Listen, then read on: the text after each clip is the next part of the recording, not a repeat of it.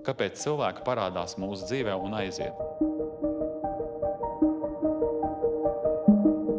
Parādījās tas cilvēks, lai tev kaut ko pateiktu.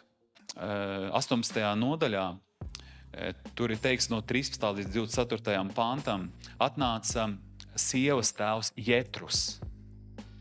Viņš vienkārši parādījās un atnāca apraudzīt Mozu tuksnesī, kā iet viņam, kā viņa meitai, kā bērniem iet. Un kad viņš atnāca, tad viņš ieraudzīja, ka kaut kas nepareizi notiek. No rīta līdz vakaram cilvēki stāv un grib saņemt atbildi no Mozes, lai Moze tā kā iztiesā viņu lietu. Viņš saka, klausies, jūs nedarat labi. Viņš 21. pantā saka, bet tu izraugi sev no visas tautas spējīgus vīrus, kas bīstas Dievu, taisnīgus vīrus, kas nav uzpērkāmi, tādu komandu sev izveido, kas bīstas Dievus, taisnīgus cilvēkus, kas nav uzpērkāmi, ja? Un iecelt tos par priekšniekiem, par 1000, par 100, par 50 un par 10. Un lai tie tiesā, un tur tālāk ir teikts 24. pantā, un Mozes paklausīja savas sievas tēva balsī un darīja visu, ko tas bija sacījis. Un viņš izdarīja tā. Parādās kaut kāds cilvēks, ko tu man te māci? Nu, kurienes tu esi parādījies? Tu vispār neesi redzējis ne brīnumus, ne zīmes. Tāpēc var parādīties mūsu dzīvē kāds cilvēks, ka pateikt, klausies, viss ir labi, bet zini, kas vēl ir vajadzīgs. Būtu labi, ja jūs to un to un to.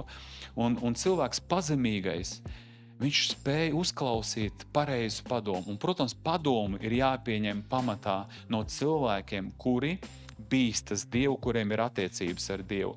Pasaulīgajās lietās, auto remontā, kaut kādus remontus mājās, ja, mēs varam klausīties arī no pasaulīgiem cilvēkiem padomus pieņemt. Bet garīgajās lietās, kas saistīts ar Dievu vārdu, ar kalpošanu, klausamies cilvēkus, kuri ir svaidīti, kuri staigā ar Dievu, jo Dievs caur šiem cilvēkiem iespējams grib tev kaut ko pateikt, lai tava dzīve paliek efektīvāka. Man bija viens brālis, saka, es mokos, man Dievs bija runājis, es aizbraucu pie viena mācītāja un pateicu viņam Dievu vārdu, ko man Dievs bija pateicis. Un tas mācītājs man nepieņem, viņš man tā kā padzina pat. Viņš saka, es tagad mokos, lūdzu par mani. Es nezinu, vai tas bija tiešām no Dieva vai kā, jo nebija vārds pieņemts. Ja, tāpēc cilvēks, kurš ir ar to kungu, viņš uzklausa padomu. 27. nodaļā, 9. pantā, ir teikts par paklausību. Sirds priecājas par ziedēm un kvēpināmām smaržām, bet draugs ir sirdī mīļš sava padoma dēļ, ko viņš dod tavai dvēselē.